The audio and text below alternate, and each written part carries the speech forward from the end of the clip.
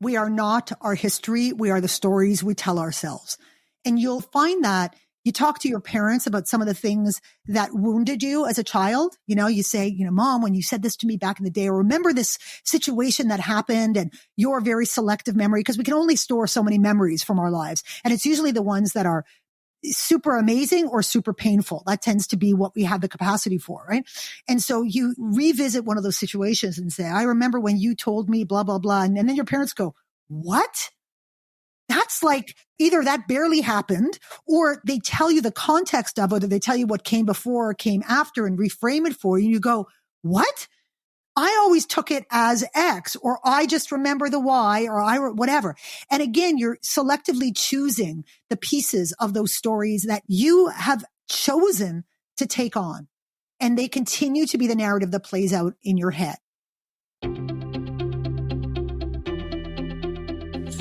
I'm Srini Rao, and this is the Unmistakable Creative Podcast, where you get a window into the stories and insights of the most innovative and creative minds who've started movements, built thriving businesses, written best-selling books, and created insanely interesting art. For more, check out our 500-episode archive at unmistakablecreative.com. Leslie, I'm actually thrilled to be able to do this in two parts. I think that it says a whole hell of a lot to me about how much you have packed into this book. One of the things that you say before you start to introduce us to the things that block swagger is that if you start to believe your own hype without having the actual chops to back it up, you not only start making bad decisions, you also literally brainwash yourself into believing you're better than you are, which leads to less of a desire to improve. And I appreciate the fact that you put that in the book, because I feel like there's so many people who believe in their own hype with nothing to back it up. Why do you think that people even get away with that? I mean, it seems like there's a lot of that, particularly in the online world. I think there's actually an expectation to do that. People believe that the fake it till you make it thing is what ultimately brings them success. If you can convince people that you're amazing before you feel amazing, you have a better chance of becoming amazing. But I don't really believe that. I think that you want to experience self-belief, but that's different than confidence.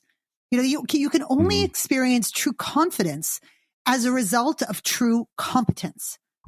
Only when you've done something enough times that you become unshakable in that, do you exude that thing that everyone aspires to, that confidence. People can come for you and you go, I'm all good. It's fine. You can think what you want to think, but I know where I am in my journey. The problem with that though, is that whenever you get to that place of confidence, it's such a freaking relief. You go, oh my God, I finally know what's going on. Oh my God. And you don't want to move outside of that so quickly. And I think the difference between people who really accomplish great things in their lives is that they don't get too comfortable in the place of confidence, that they're really okay with going back into that, getting punted out of confidence and going back into that competence building thing. So when we convince ourselves that confidence is everything, then we actually limit our ability to grow. And self-belief is very different. Self-belief is a choice. And to me, what self-belief is, it's just that unshakable kind of, that center that tells you that you can take a step off the cliff into the unknown, or into what appears to be the drop or the nothing, and that you're not going to die. Things might happen to you. You might experience a bunch of things and it might not go as planned, but you're not going to die. And I think that lack of self-belief is what stops people from going into the unknown. So there's all these different elements in my mind from my perspective. So I think if you believe your own hype too much, then you don't get into that confidence building. And if you don't believe in yourself enough, then you don't take a step off the cliff. So there's kind of a sweet spot there. It's like hustle and humility mixed together. Yeah. No, I love that because I think that one of the things that I've become hyper aware of over the last year or so, based on the conversations I've had with people here on the show and my own reading, is the role that cognitive biases play in the assumptions that we make and the decisions that we make, which is why I frequently tell anybody I'm teaching to consider the possibility that everything I'm telling them is bullshit, because it might be for them. Yep. And so I wonder, when it comes to this whole idea of, believing your own hype, like, why do people ignore context so much? I'll give you an example just to frame it. So you look at an online course or something like that, right? And you'll see that, oh, this person got this result. So if I just follow them and do exactly as they did, I will get that same result too. I had a friend who has been a guest here before. She sent me, I think, 10 different websites from 10 of her clients. And I put them all up next to each other. And I said, I'm going to pass on all of these guests because I have no idea what the fuck any of these people do. And it sounds like they all do the same thing. Mm-hmm. I think that our lack of our context or lack of context. So let's take context first. We will compare ourselves to that which we find impressive. And just because we find it impressive doesn't make it by definition impressive. That's just perspective. I remember my mother, my amazing mother, when I was a little kid watching the news, and she said to me, Leslie, you realize that there are other news crews taking a different perspective on this. And the ones that you're seeing are showing you only what they want you to see. So you're not seeing what's real. You're just seeing what they want you to see.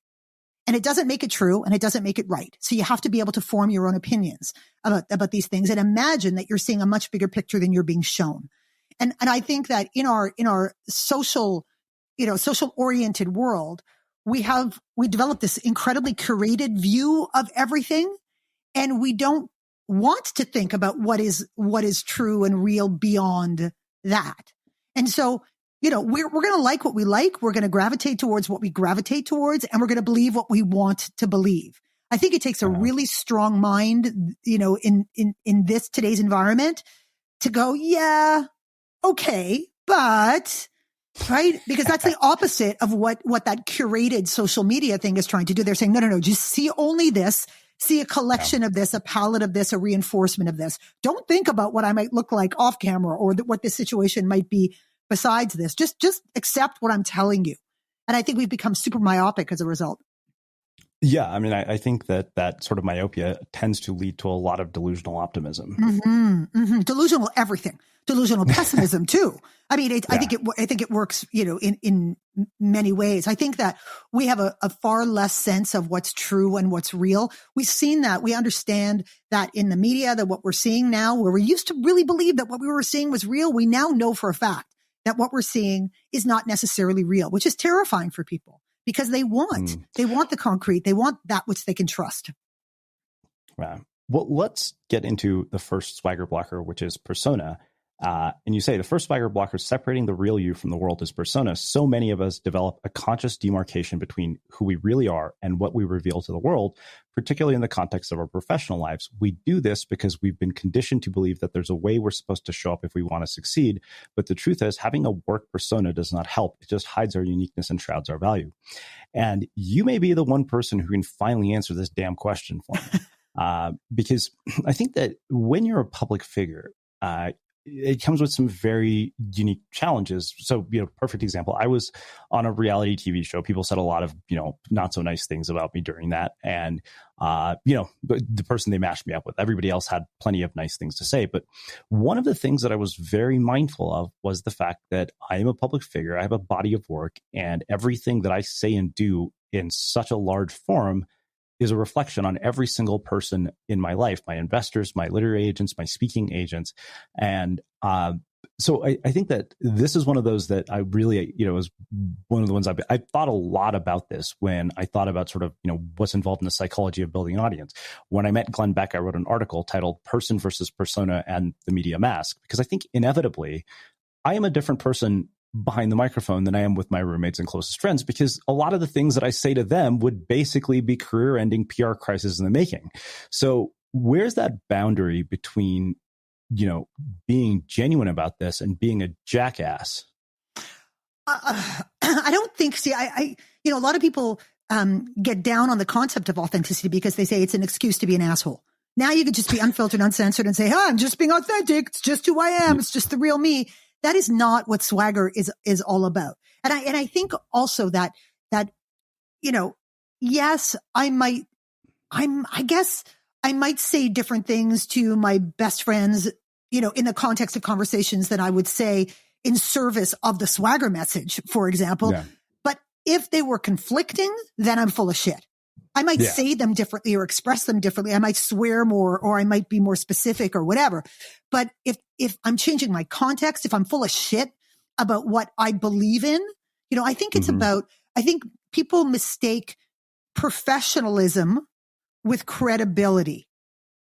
And that's where I think it gets very messy, because and it's a very long and rocky road, because very often when we step into our professional environments at the beginning of our careers, we start with that mask of persona. We walk, talk, dress, behave, fucking business buzzwords and acronyms and all the shit that we think that is going to gain us entry into this new tribe that we've entered into, and then it just continues from there. And we tell ourselves that the reason that we are experiencing success or we're ascending is because we're doing that.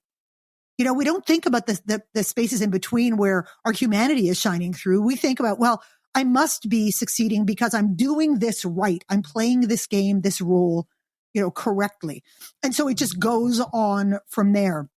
So what I always say to everybody is you gotta be who you are from the jump. Like from the time that you go and you interview for a job, for example, you gotta let them see who you are. So if they do want you, you can go, oh, phew, okay. So they want me for who I am. And yes, there may be people in my work environment who are trapped in that persona paradigm who aren't going to like it, because my realness holds up a mirror to their lack of realness and the fact that they're very trapped and they don't know how to escape it. So the more authentic and the more real I am, and the more people will gravitate towards me as a result, because we know that we fall in love with people for whom what you see is what you get, because we feel safe with them. We don't feel like there's something, there's something hiding behind that's going to those are the people that we love and respect in our world. But for so many people, they've gotten so disconnected from it, they don't know how to get back there. And they feel like it's going to be this big radical shift. And for me, professionalism is being respectful of other people. That's fucking cost of entry. Don't be an asshole. It's doing your work to the best of your ability. It's trying to elevate the collective and not just yourself. It's about taking responsibility when you screw up. And it's about being a part of something bigger than you and considering the goals of the collective, to the best of your ability. To me, that's what being professional is. It's not about wearing a certain kind of shirt or speaking a certain kind of way. But I mean, if you have a client meeting and you believe that your client is going to be offended if you swear a blue streak, then it's not good for the collective for you to swear a blue streak. But when you're in a meeting with your colleagues and you're a swear your fucking ass off. It's who you are. It's not going to hurt anybody. Nobody's ears are going to fall off or bleed. And I think that you have to learn to make choices.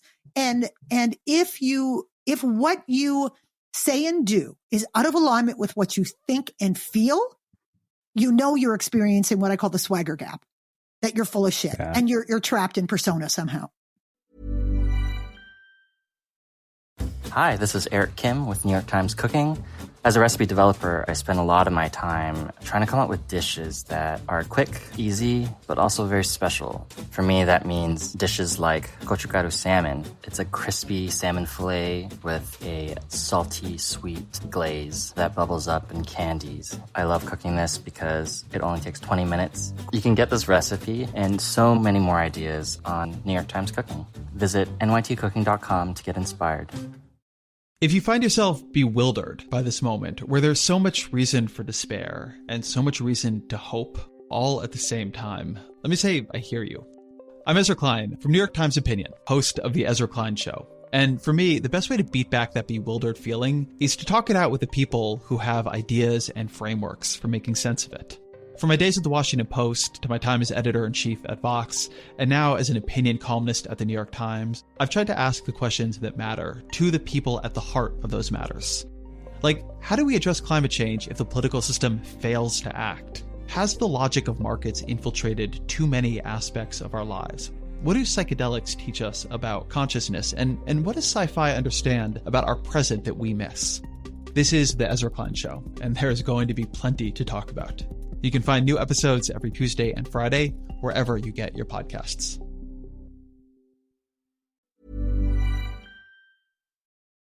It's funny you say that, because there are two experiences that come to mind for me when you say that. The first was the first and probably the last time I ever went to give a talk at Pepperdine. My dad saw it. He said, "You used way too many swear words." And part of it was, I think I'd been watching these Gary Vaynerchuk speeches, and I was like, wait a minute, like this actually doesn't serve the message at all. And that was a pretty profound realization for me. I was like, okay, I'm not Gary V. I shouldn't be swearing just for the sake of swearing. The other one is job interviews. And I love that you brought this up, because, I have been fired from every job I've ever had. And now that you've said this, it makes a lot of sense, because I was really good at interviewing because I could put on that mask and I could go in and I could basically present the image of who they wanted me to be to get the job. And of course, I could never keep the job because that wasn't me. And I remember thinking, if I'd ever had the opportunity to do it again, I had one last interview for a real job sometime in 2011. And it's funny because I wrote about this in my book, where there was a guy there basically said, when we say, 8 o'clock, we don't mean 8:15. And I think if I had been honest, I would have just put the interview to the end right there and said, you know what, guys, I think I would hate working with all of you. So I think let's just save each other some time and, call it a day. Like, clearly I'm not a good fit for you, but I didn't. And what's funny is the woman who was hiring for the job got fired. The person they hired got fired, and then this other guy was just a lifelong person who just followed rules. Yeah. I mean, I understand how badly we want to fit into the tribe, because that's primal, right? That's if we don't fit into the tribe, we're the first one that gets eaten, in the event of a famine kind of thing. So we want to fit in, and we feel so proud of ourselves when you go, yes, I have been accepted. I have been approved of. But if you're being accepted and approved of for being someone other than you're not, what is the fucking point? What is the point? We cannot be for everyone. When we are for everyone, we become like this artificial, vanilla, bland nothing. And it doesn't make waves. And you think you're making other people's lives easier, and that you're going to experience some kind of security as a result. But when you are screaming on the inside and going, I can't, I'm trapped in this, vanilla world, when I'm a double, triple fucking, mochaccino with a twist of lemon and some cayenne pepper sprinkled on top, it will not last. And I would rather be respected and accepted and loved and approved of by a few for who I really am, than accepted and loved by everybody for who I'm not, because it's not real. And we're so starving for approval that we'll do anything to get it. It's heartbreaking. It's heartbreaking because we don't know how to self-validate. We don't know how to internally validate. That's not anything that anybody teaches us how to do. Mm-hmm. Yeah. I'm so glad you brought that up, because I've been kind of like writing about this idea of what I call a creative MBA, which is kind of what I want to start to form based on just looking at curriculums in both MFA and MBA programs. So there's this huge knowledge gap, which is, largely around the subject that you're talking about, because you can learn how to do all these different things. You can read all these business books, but if you don't address the very things you're talking about, you're kind of building it on a house of cards. Yeah. Oh, listen, 100%. That is what inspired this book in the first place. Because when I launched Combustion, which is in my training company in 2008, I mean, it was called something else initially, but the company that eventually became Combustion. And I was training skills for which I considered myself to be relatively expert. That was what made Combustion different. It was subject matter experts who became trainers in order to share that knowledge and make people's work lives better the very next day. That was my whole thing, and doing it in a very irreverent, very soulful, very human-centric kind of way. But what I discovered, it didn't matter where I went in the world. It didn't matter the level that, I was working with CEOs down. It didn't matter the culture. It didn't matter the company. That, at their core, people didn't feel like they were good enough to succeed. They didn't feel like they could reveal who they really were and still experience the success that they were dreaming of. So all of these skills that I was teaching them, storytelling, presentation skills, creativity, leadership, it was like built on the most incredibly shaky foundation, because how could they actually internalize these skills and own them if they weren't internalizing and owning themselves? You know what I mean? It was yet another layer that they were putting on the outset. Okay, presentation skills. Okay, I got to look like I'm all over it. I got to look like I'm super confident. I got to look. I was like, no, we got to learn what it means to feel that. What can you tap into that is proof for you, so that you can experience that sense of true confidence. So then when someone questions you in the moment, you don't fall off your center. You don't freak out. You don't crumble, or you don't get mad, or all of those things that become the shit show when we're having to get up in front of people, and when I realized that, and I spent all of my time trying to break people down when I had them in front of me. That was what my training became. It was like this deconstructing of their psyches to show them that if they pull out who they really are, even for a moment, and let other people in that training experience see them and experience the feedback from that they'd start to see the proof of concept. They'd start to go, wait a second. When you like that? That was good. Everyone was like, yeah, that was so much better. That was so amazing. That idea, that thought, that the way that you carried yourself, the way that you told that story, you were like a different person. And I'm like, no. That was actually you. That was the real you. Do you understand how much of you are leaving off the table? And if you tapped into everything that you were, how, what a difference this would make. So that's why I went, skills training is great, but it is not going to work unless people believe that they are worthy of embracing this new information and using it in a way that only they can. And then bring it back out into the world in an incredibly powerful place, Yeah, no, absolutely. A conversation that comes to mind for me is my friend Erica Lermark, who has also been a guest here. I remember she would tell me, she said, you know what? She said, when I talk to you offline, she said, you're incredibly opinionated to the point where you'll say things that piss people off. And she said, but that doesn't come into your work. And she said, and that's going to be the difference if you're willing to do that. And Justine Musk once told me, and I have quoted this quote 1,000 times because I think it's such a valuable quote. She said, if you have a bold and compelling point of view, it will piss people off. And I remember the moment that happened, that when I finally embraced those two ideas, that's when everything changed. Yeah, but Sri, it's about your intention. If you gotta, that's why that is so key to swagger, is you've got to know why you're saying or doing the thing, not just because it needs to be said. Okay, well, if it needs to be said and all you're going to do is alienate people, there's no fucking point, because it's not going to land. People aren't going to embrace your truth. You're actually going to defeat the purpose of saying it.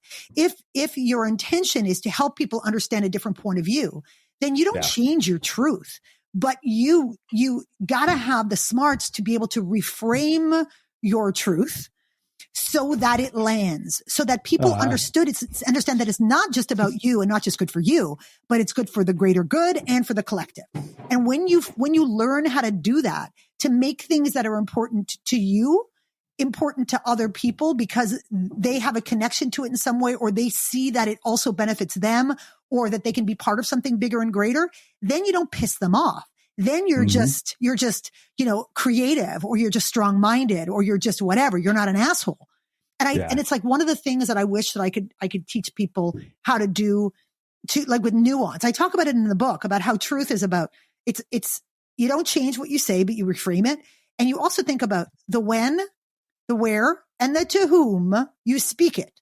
Because if it's not going to land in that moment, you're wasting your breath. And if you want to make sure it gets heard, you got to get a little strategic about it. Because that's what gets people into trouble, is they just puke out their truth and expect everybody to sift through it for the good chunks. It's like, no one's going to do that. It's not going to happen. Well, I've often joked that, my book, Unmistakable, Why Only is Better Than Best, could have easily been called Everybody is Full of Shit. But to your point, that's exactly why it wasn't called that. And I don't think it's about, sometimes the shit that comes out of our mouths is us trying out ideas. They form in their heads and they're out of our mouths before we even really think about it in process, because that's how we operate. And then it's only by the reflection of other people that we start to go, was that, did I do that the right way? Was it the right thing, the right time, the right place? Or do I even believe this? And the people who I respect most in this world are able to do that, and then to sit back and hear what other people have to say and reconsider, what they said or how they said it, to kind of either clarify their intention or that probably, here was my intention. That probably wasn't the best way to communicate it. I'm not backing down from what I believe in, but I understand why it didn't land the way that I had hoped it would land. If we could do that better, we would be able to have that kind of better discourse across the board, as opposed to my idea is my thought is the thought. And if you don't like it, you could fuck yourself and all the rest of it. And people say about me that I'm like, that I'm incredibly direct. I get that a lot, but I'm also that I'm like cartoon violence, that when I have a super strong opinion or when I get in your face, it's not like I'm going to punch you in the face. It's more like, Bugs Bunny with the mallet. It's like, it doesn't really hurt, but it gets your attention, Yeah. Well, let's talk about this whole idea of ambition, because it's such an odd paradox to think that ambition is something that blocks swagger. But you say there's a big difference between being purely ambitious and being in your place of excellence. Raw ambition forces you to constantly look skyward, focusing on the next rung up the ladder instead of inward, and being present in your journey toward accomplishment on your own terms. And I love that. As somebody who I think, had ambition, to a fault, to the point where my ambition actually alienated a lot of people. I made some decisions that honestly I'm not proud of, purely out of ambition. Yeah, while I was in business school, I cut friends out of projects without telling them. And I lost friends for good because of it. That's exactly it, babe. That's exactly it. Because the reason that ambition can be a swagger blocker, and don't get me wrong, I'm all for ambition. I'm all for success and striving and taking risks and doing, do you.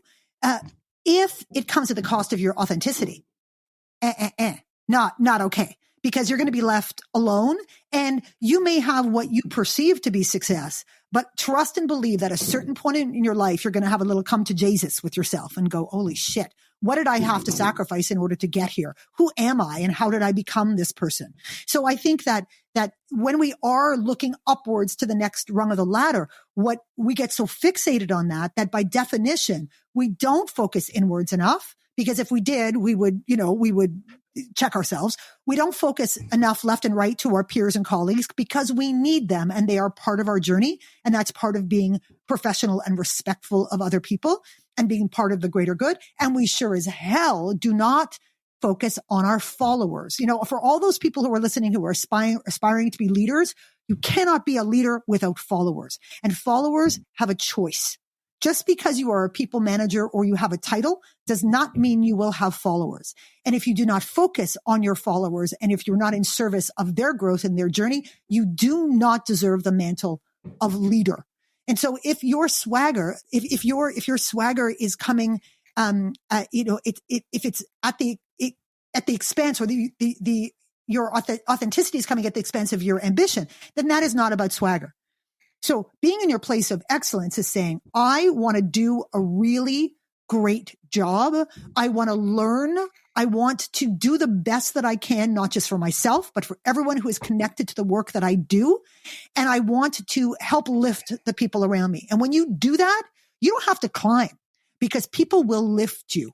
That's the beautiful thing. That's what people forget, is that people will lift you. Because if you're a natural leader, then when leadership roles are open, yeah, sure, you go for it. Absolutely. And everybody else is going to endorse you for that. You're going to have so many people going, oh yeah, Srini's like, he's the best. He's got our backs. He's amazing. We trust him, all the rest of it. And yes, you're going to have to adjust to new status as you move up the ladder, but that's the least of your problems, But so I think that it can be a really slippery slope, which is why you got to watch yourself with ambition. Yeah. So one other sort of follow up to this whole idea of ambition, when you see things like, the way that our politicians behave in the United States, the way our startup, CEO founders behave when they've, achieved $1 billion valuations, do you think that there's a danger of pushing ambition and self-interest to the point of diminishing return? And how do you recognize that before it happens?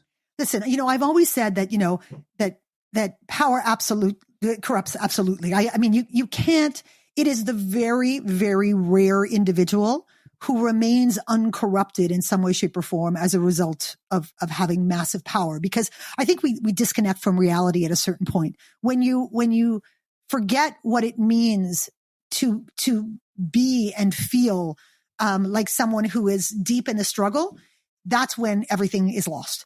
And if you can't stay connected to that, you lose your motherfucking mind. You lose your motherfucking mind. And I watch people in power and I shake my head and go, have they really forgotten what it felt like and what it looked like to be in a place of wanting or in a place of not having or in a place of struggle? And I think it's really, really, really hard to hold on to it. I think the amount of money that people are allowed to collect is an obscenity. My husband and I talk about this all the time, that there should be a cap as to how much money one individual can have. And beyond that, the question is, what do you do with the remainder? Because that's the true test of who you are. To keep your $100 million. Because when are you ever going to be able to spend that? But after that $100 million, it is time to share it with the world. And what kind of things do you want to share it with? How do you manage those projects? What do you do? I look at Bill Gates, what he did, or what he continues to do for the latter part of his career. And you go, that's what I'm talking about. You get to a point where you go, okay, I'm richer than God. What do I do now? Okay, I'm going to set up really smart foundations where people have to take responsibility for their returns. So it's not just charity after charity after charity. But I'm going to set all these things up for success so that people who do have that intention to change the world are going to have that leg up to do that. And I'm going to support them in that. So people often say to me, so what celebrities, what public figures do you think have swagger? And I go, how the hell would I know? Because for the most part, what we're seeing of them is completely curated and based on not the stuff that they say on social media or they say on news or in interviews, but based on their actions in terms of what kind of contributors they are to the greater good. I would say almost none, almost none, because they lose their minds in the process. That's what happens.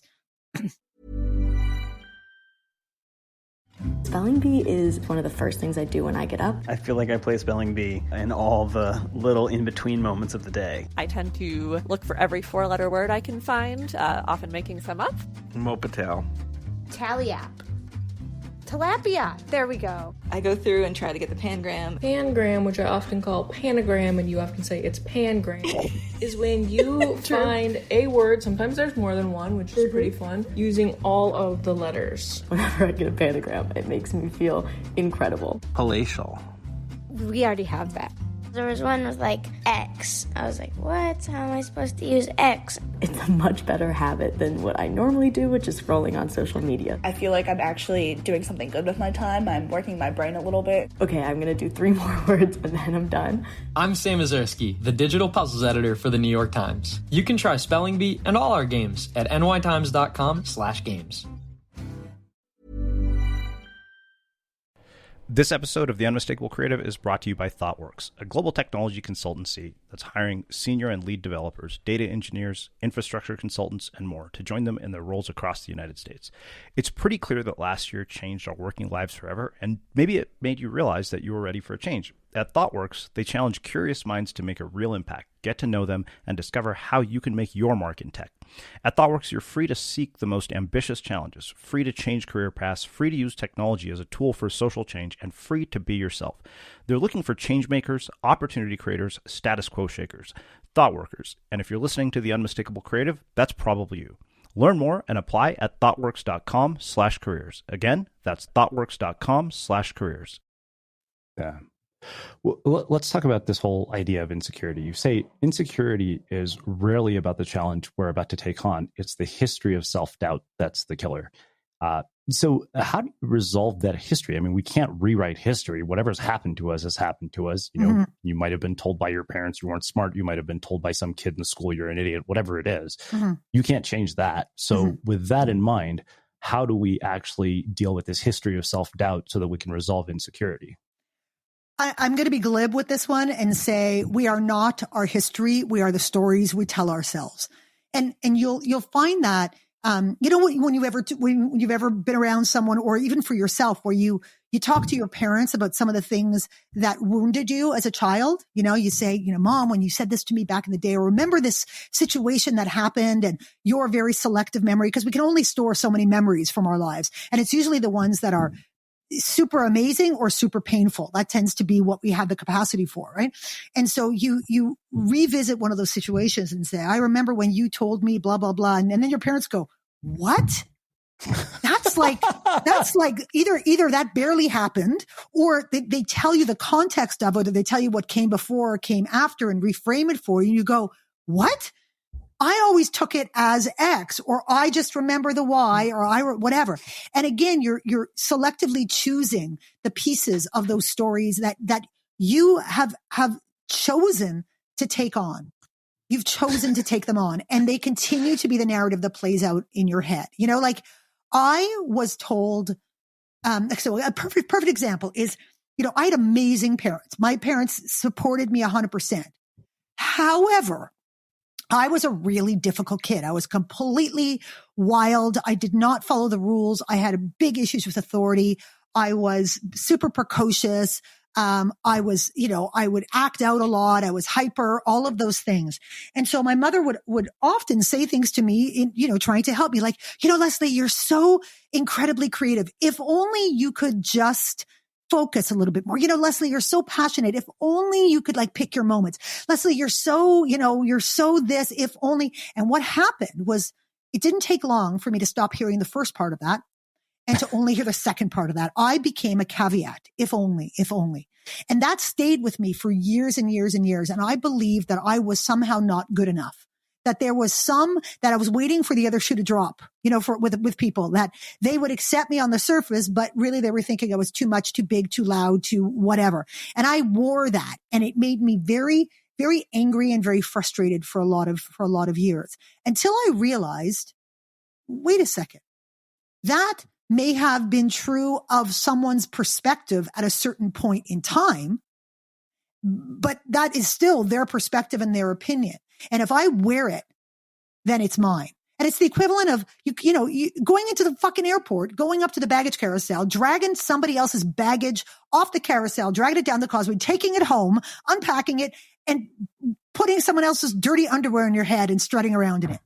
We would never do that, but we pick up other people's baggage like it's fucking candy, and we wear it. We eat it up, and we let it take root in us as truth, as opposed to saying, wait a second, in the past, I was told that I was X, but today people tell me that I'm Y.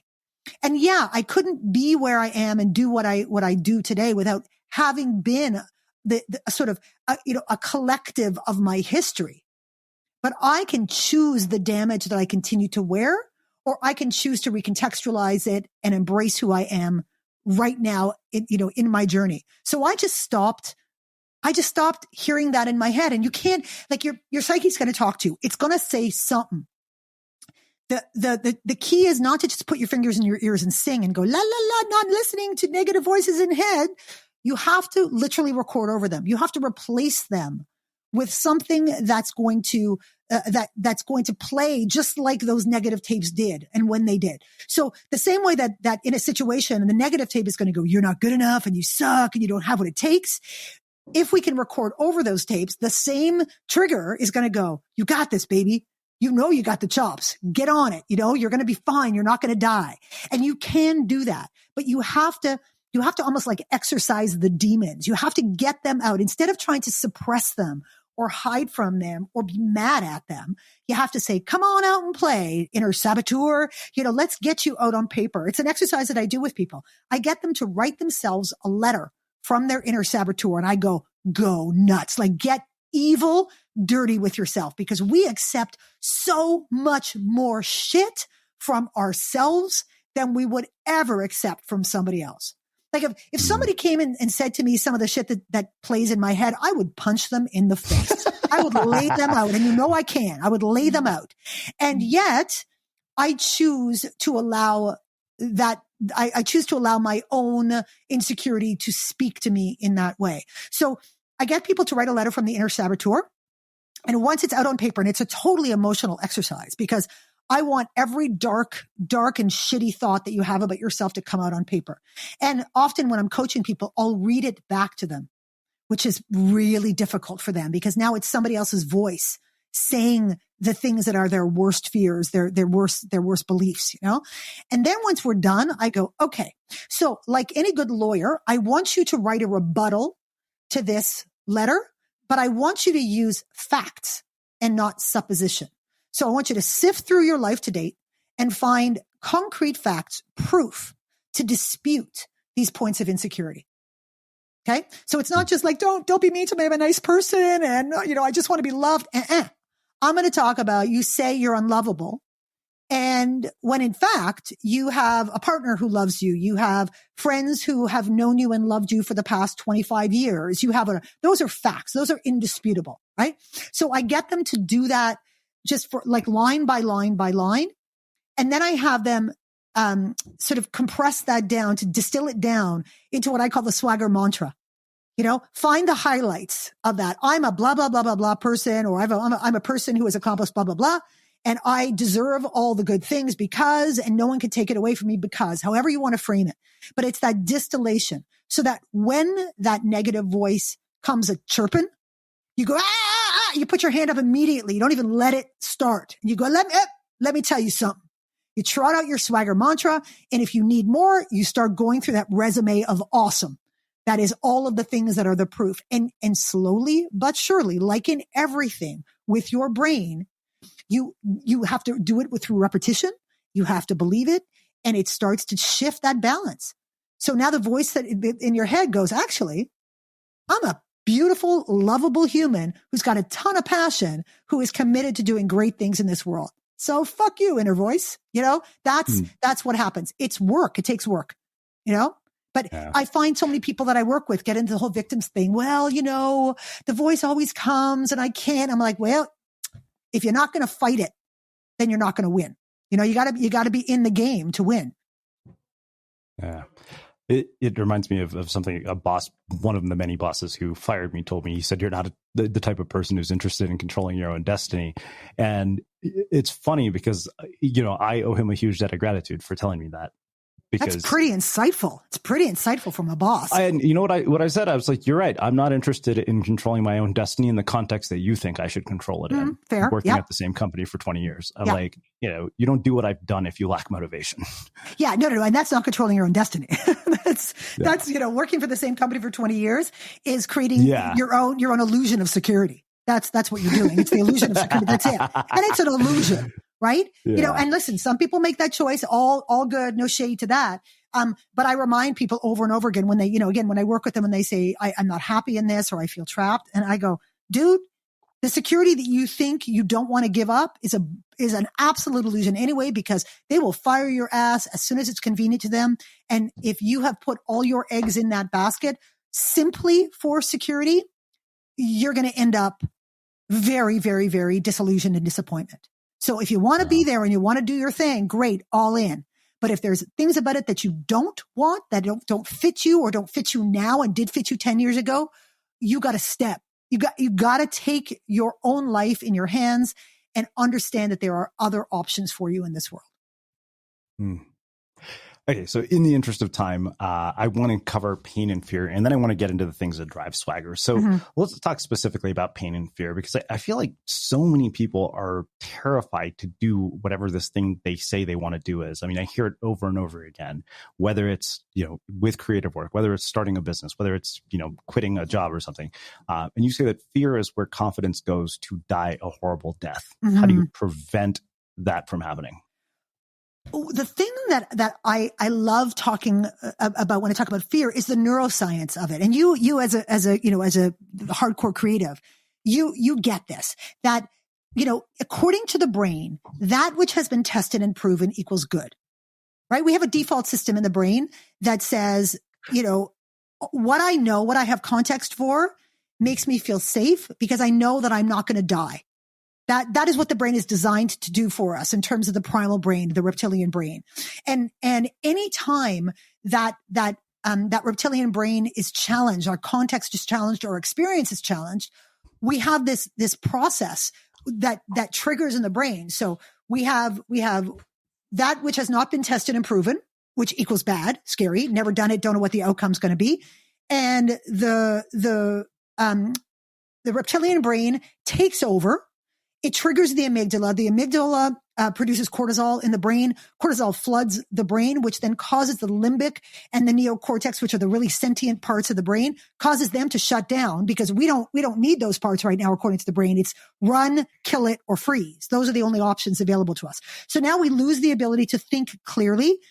Our brains are flooded with cortisol, which then says to the brain, I got to fight. Give me the stuff. And then you get adrenaline in the body. So you get that sweaty, shaky, kind of, overamped kind of vibe. That whole paradigm is the worst thing that we can imagine, because the brain cannot differentiate between, a tiger is going to eat me fear and someone's going to give me a side eye in a meeting fear. Fear is fear. There aren't really levels of fear unless you know how to deal with them and quickly contextualize them. So when it comes to fear, you've got to learn how to not let that process run away to the point where the sentient parts of your brain get switched off. It's learning to be uncomfortable with discomfort. That is the key, because discomfort is designed to stop us from doing shit that we don't know the outcome for. And we have learned, especially in the business world, oh my God, we have started to treat discomfort as something that it's like, oh, I don't know, that doesn't feel right to me. Well, based on your personal one person myopic little tiny box, experience, it might feel scary and uncomfortable, but that doesn't make it so for the world or for the, for the opportunity or whatever it is. And so when we're dealing with fear, you gotta embrace it and see it for the bullshit biological process that it is. That is the key to dealing with fear, is to go, wait a second. What am I really afraid of happening here? I play a game with people that I train. It's a game called And Then What? So when they talk about being afraid of a situation, I say, okay, take me through it kind of moment by moment. And they say, okay, so I don't know, I'm going to make it up. They're afraid of confronting their boss about something. Okay. So what's going to happen? Well, I go into the room. Okay, great. I sit down. Okay. And then what? I broach the subject by saying X. Okay. And then what? And I get them to tell it to me moment by moment. And then they get to the moment of the thing that they think is going to be cataclysmic. I go, great. And then what? And they keep talking. And as they play this scenario out in their heads, almost inevitably, the end of the story is, and then I'm homeless on the street. I go, okie dokie, great. Okay, we've talked about the entire situation. Now, can you pinpoint at which this story ceased to be realistic in your mind? And at the worst, the realistic point is, and then I have to mend fences, and then my relationship with my boss has changed forever. Or, and at the worst, and then the boss sort of questions me and gives me the side eye and the conversation turns, or they whatever.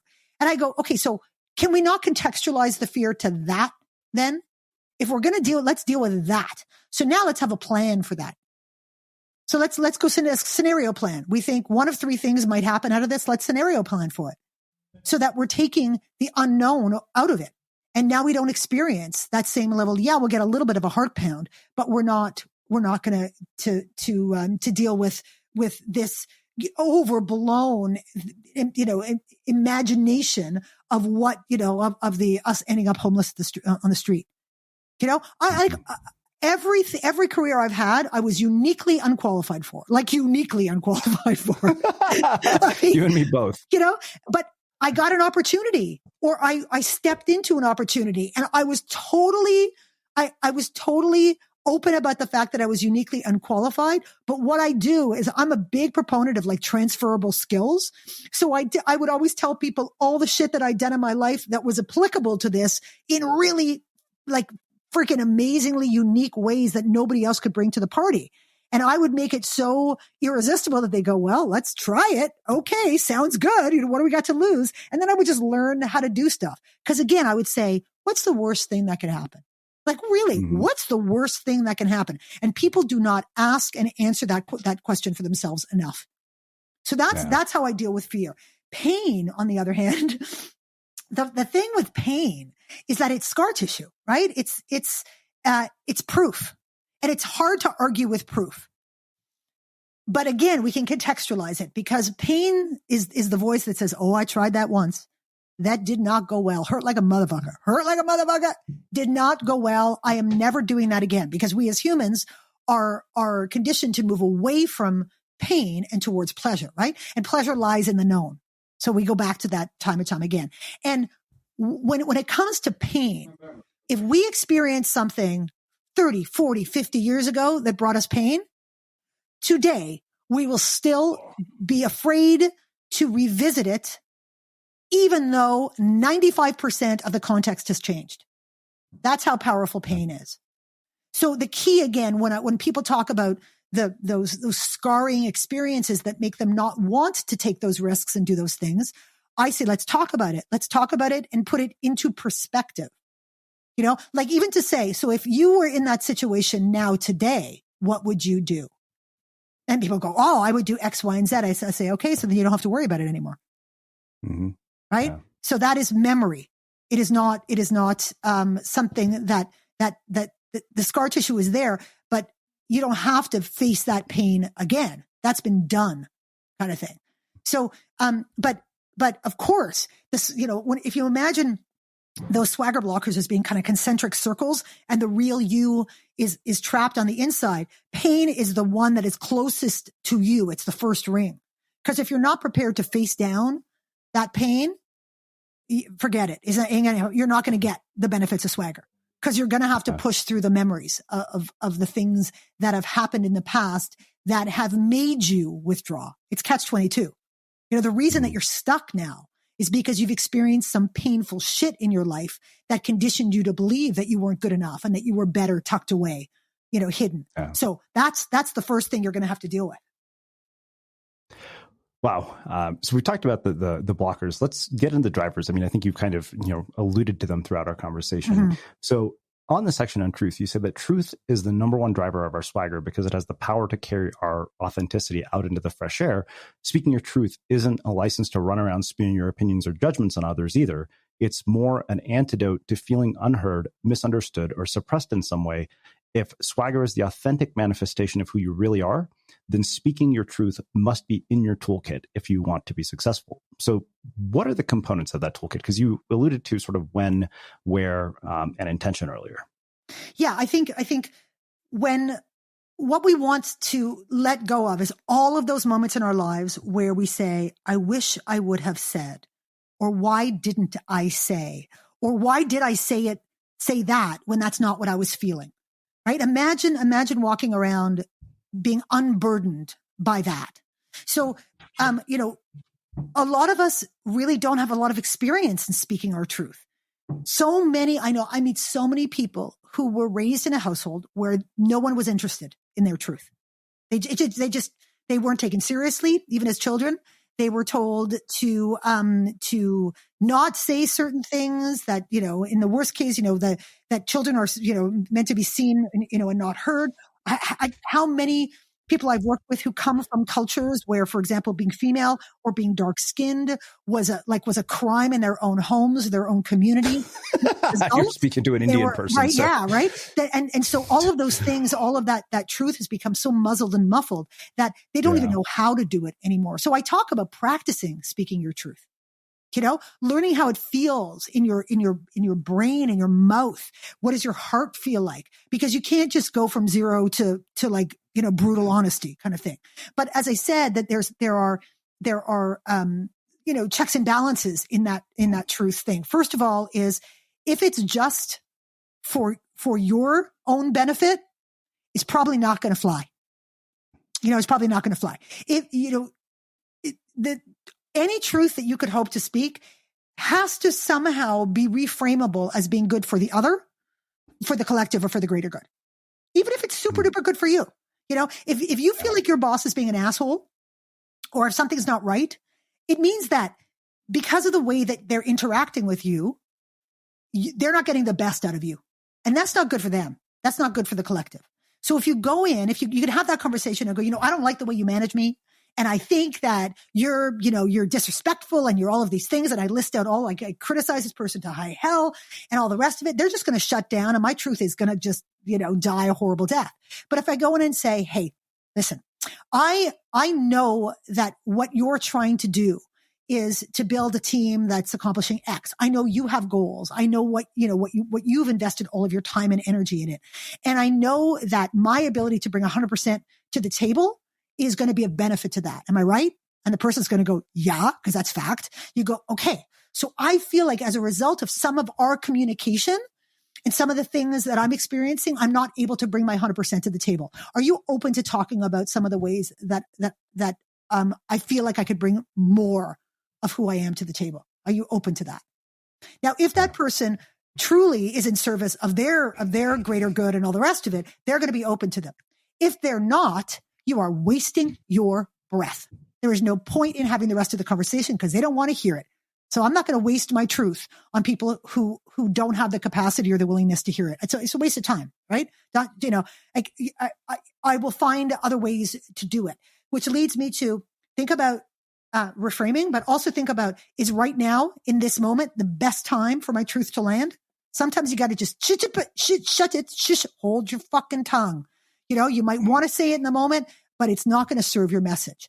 It can also be, is the situation something that needs my truth right now? Or am I better served to wait until after it happens and then go around and talk to one person directly so that I don't inadvertently call them out or do something, in that situation that's going to stop my truth from landing. So I always say it's when, where, and to whom you speak it. Because the goal is to have it land. And then we have intention, right? The why.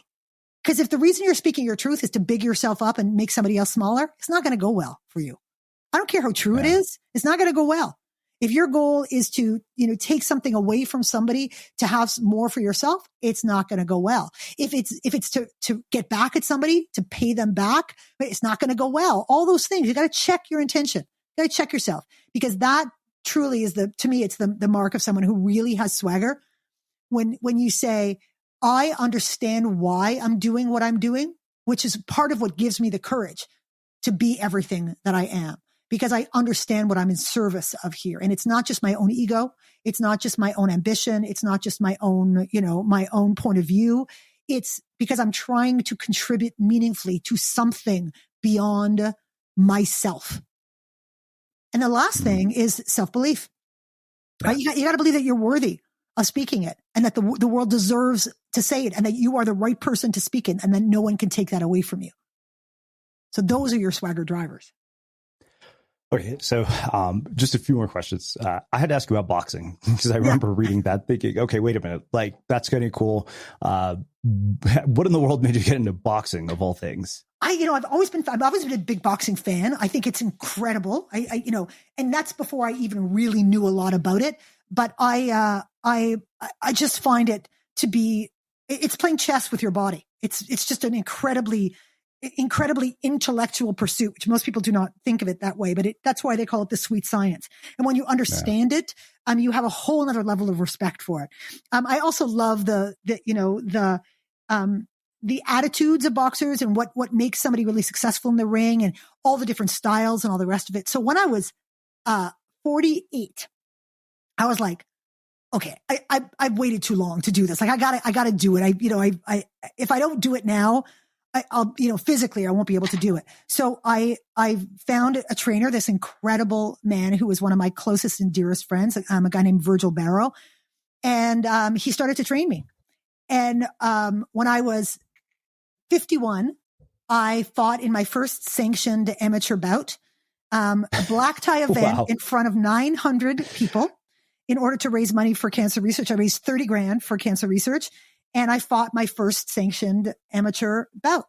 I have never learned more about myself and about,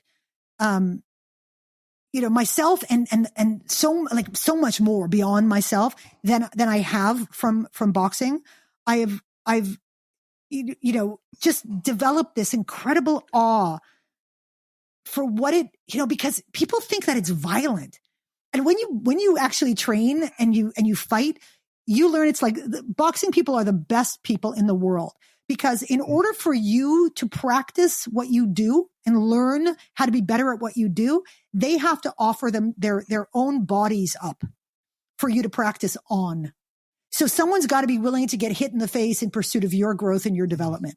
If there's no greater gift that you could give someone in the world, than to say, yeah, try and pop me, because that's a mark of you're getting better at what you do, And so there are all of these beautiful things. We as boxers support each other massively. We spar with each other. They're the most supportive and loving people. My boxing people are the most real people on the planet.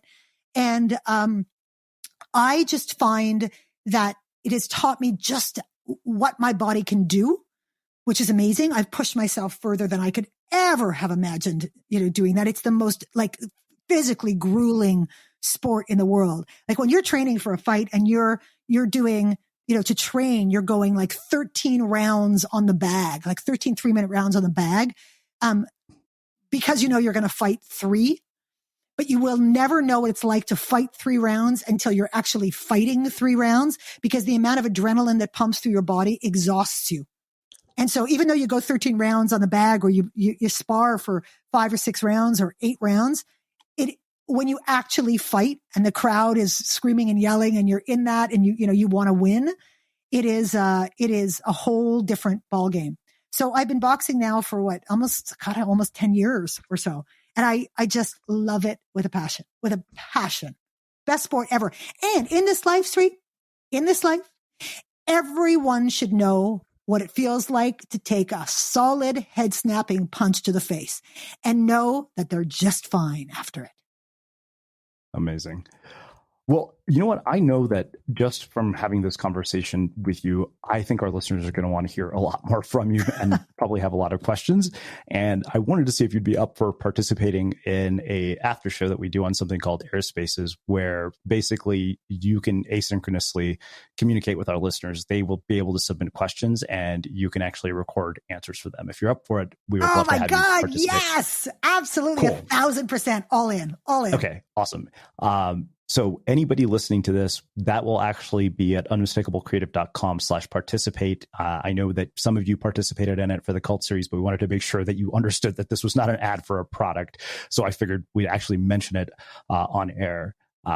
Leslie, this is why we need to do this, because I feel like literally you and I could talk for 5 hours. And in the interest of time, I want to finish with my final question. And that is, what is it that you think makes somebody or something unmistakable? I think when you embrace everything that you have and everything that you are, all of the messy, flawed, imperfect, unshiny, visceral shit about yourself, then your uniqueness becomes absolutely unmistakable. I know without a shadow of a doubt, there is only one Leslie M in the world. And I am so good with that. And I'm going to remind people that there is only one Leslie M in the world every day that I live. And when you meet me, you know it. And that's because I do just that. I'm not afraid of my grunge and my goodness and my mess and all of that stuff. And I'm not afraid to embrace it, and I'm not afraid to share it with other people. So I think that's what makes you unmistakable. Amazing.